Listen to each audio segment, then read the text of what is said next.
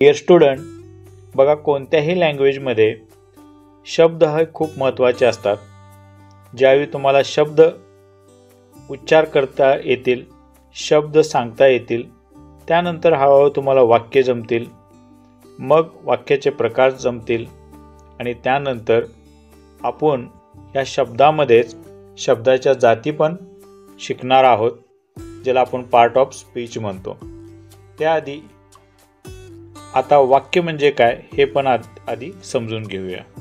ते काय हे समजून घेण्याच्या आधी, मनुष्य एकमेव असा प्राणी आहे जो बोलू शकतोय. जगातील शक्यतो करून कोणतेही प्राणी बोलत नाहीत आणि मनुष्य या प्राण्यासाठी बोलण्याकरिता शब्द लागतात आणि शब्दाच्या माध्यमातून वाक्य तयार करतो. आणि वाक्य तयार करण्यासाठी आपल्याला शब्दाच्या जाती माहिती असणं गरजेचं आहे, ज्याला आपण पार्ट ऑफ स्पीच म्हणतो. पार्ट ऑफ स्पीचमधूनच आपण समृद्ध आणि व्याकरणदृष्ट्या योग्य असं वाक्यरचना करून वाक्य बोलू शकतोय. त्याआधी आपल्याला वाक्य म्हणजे काय हे समजून घ्यायचं आहे. तर वाक्य म्हणजे काय याची डेफिनेशन इथे समजून. तर वाक्य म्हणजे काय? वाक्य म्हणजे पूर्ण अर्थाचे बोलणे किंवा अर्थपूर्ण शब्दसमूहाला वाक्य म्हणतात. वाक्य हे भाषेच्या 5 मूलभूत घटकापैकी एक आहे. जे 5 मूलभूत घटक कोणते? इतरा, अक्षर, वर्ण, शब्द व व्याकरण. थोडक्यात काय वाक्य म्हणजे काय याची शॉर्टमध्ये डेफिनेशन, व्याख्या मराठीमध्ये अशी होईल: एखाद्या शब्दाला किंवा शब्दसमूहाला पूर्ण अर्थ प्राप्त झाला तर त्याला वाक्य असे म्हणतात. किंवा ते आपण असेही म्हणू शकतो, जेव्हा आपण बोलतो किंवा लिहितो तेव्हा अर्थपूर्ण शब्द विशिष्ट क्रमाने मांडतो, या शब्दसमूहाला सुद्धा वाक्य असं इथे म्हणू शकतोय. वाक्यालाच इंग्रजीमध्ये सेंटेन्स म्हणतात. आता सेंटेन्सची डेफिनेशन येथे आपण समजून घेऊ. इंग्लिशमध्ये समजून घेऊया. What is the definition of sentence? तर एकदम सिंपल आणि साधी डेफिनेशन इथे आहे. A sentence means a group of words that makes complete sense. It begins with a capital letter and end with a full stop. म्हणजे वाक्य म्हणजे अनेक समूहाचा संच, जिथून एक अर्थपूर्ण बोध होतो आणि वाक्याची सुरुवात नेहमी कॅपिटल लेटरनं होते हे आपल्याला माहीत आहे आणि त्याचा शेवट फुल स्टॉपनं होतो, पूर्ण विरामनं होतो. तर आधी आपण शब्द वाक्य का समजून घेतलं? शब्द आणि वाक्यांच्या माध्यमातूनच आपल्याला शब्दाच्या जाती समजणार आहेत, पार्ट ऑफ स्पीच हे समजणार आहेत. तर इथे विद्यार्थी मित्रांनो, हे बघा, वाक्यातील प्रत्येक शब्दाचा उपयोगावरून किंवा कार्यावरून शब्दाचे प्रकार पडतात. मराठी भाषेप्रमाणेच इंग्रजी भाषेतील शब्दाच्या 8 जाती आहेत. त्या 8 जाती आता आपण इथे समजून घेणार आहोत. पार्ट ऑफ स्पीचचे टोटल टाईप 8 आहेत. म्हणजे मराठी भाषेप्रमाणेच इंग्रजी भाषेतील शब्दाच्या 8 जाती आहेत. त्या 8 जाती शब्दाच्या पार्ट ऑफ स्पीच तुम्हाला व्यवस्थित समजल्या तर मी नक्कीच तुम्हाला ही खात्री देईन की पार्ट ऑफ स्पीचसाठी तुम्हाला वेगळा अभ्यास करावा लागणार नाही आणि हे तुम्हाला लाईफ टाईम परफेक्ट लक्षात राहील. तर त्याकरिता आपण खूप सोप्या भाषेमध्ये आणि एकदम अनेक उदाहरणासहित एकदम सहज सोप्या भाषेमध्ये तुम्हाला मी समजून देण्याचा प्रयत्न करेन. नाउन आणि त्याचे उपप्रकार आपण इथे समजून घेऊया. आता द नाउन म्हणजे काय आणि त्याची डेफिनेशन काय आहे मराठी आणि इंग्रजीमध्ये, त्याचे उदाहरणे आणि त्याचे प्रकार आपण इथे समजून घेऊया. पार्ट ऑफ स्पीचमधील पहिला पार्ट द नाउन म्हणजे नाम, हे आपण आता समजून घेऊया. याची डेफिनेशन सर्वप्रथम मराठीमध्ये समजून घेऊया आणि त्यानंतर इंग्रजीमध्ये आणि त्याचे उदाहरणे आणि त्यानंतर नाउनचे टाईप ऑफ नाउन म्हणजे नामाचे प्रकार समजून घेऊया. द नाउन म्हणजे नाम. याची व्याख्या मराठीमध्ये आधी समजून घेऊया. व्यक्ती, ठिकाण, वस्तू, कल्पना आणि गुण यांच्या नावाला नाव असे म्हणतात. किंवा थोडक्यात असंही आपण समजून घेऊ शकतो, एखाद्या ठेवलेल्या नावाला नाव असे म्हणतात म्हणजे नाउन.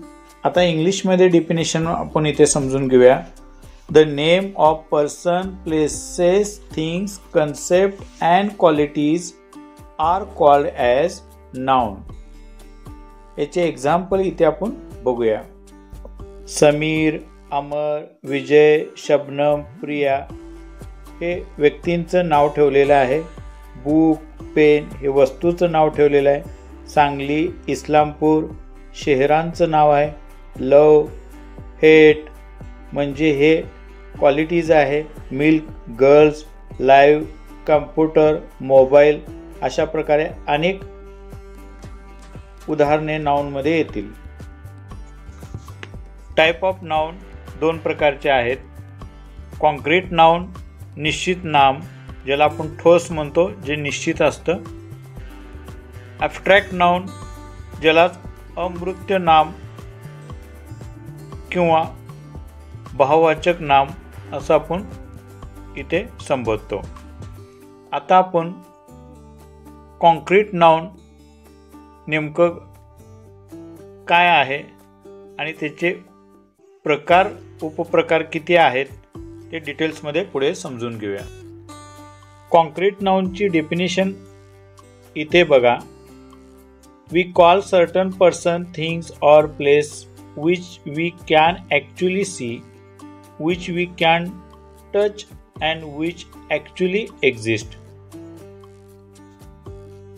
म्हणजे याचा अर्थ बघा, ज्या व्यक्ती, वस्तू किंवा ठिकाण आपण प्रत्यक्ष पाहू शकतो, ज्यांना आपण स्पर्श करू शकतो आणि ज्या प्रत्यक्षात अस्तित्वात असतात त्यांना आपण निश्चित नाम असे म्हणतो.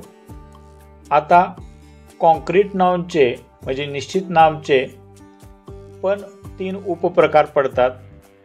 प्रॉपर नाउन म्हणजे विशेष नाम, कॉमन नाउन म्हणजे सामान्य नाम आणि कलेक्टिव्ह नाउन म्हणजे समूहवाचक नाउन. तर आपण एक कॉन्क्रीट नाउनचे 3 उपप्रकार इथे समजून घेऊया. कॉन्क्रीट नाउनचे 3 उपप्रकार आहेत. हे बघा. प्रॉपर नाउन विशेष नाम, कॉमन नाउन सामान्य नाम, कलेक्टिव्ह नाउन समूहवाचक नाम. तर आता तिन्ही एक एक करून इथे समजून घेऊया आणि त्याचे उदाहरण सुद्धा इथे समजून घेऊया. डेफिनेशन आणि उदाहरणं मराठी आणि इंग्रजी दोन्ही भाषेमध्ये समजून घेऊया. प्रॉपर नाउन ची व्याख्या एखाद्या व्यक्तीचे किंवा ठिकाणाचे ठेवलेले विशेष नाव म्हणजे विशेष नाम होय, म्हणजेच proper noun. In English definition, it is the name of particular person, place और थिंग्स.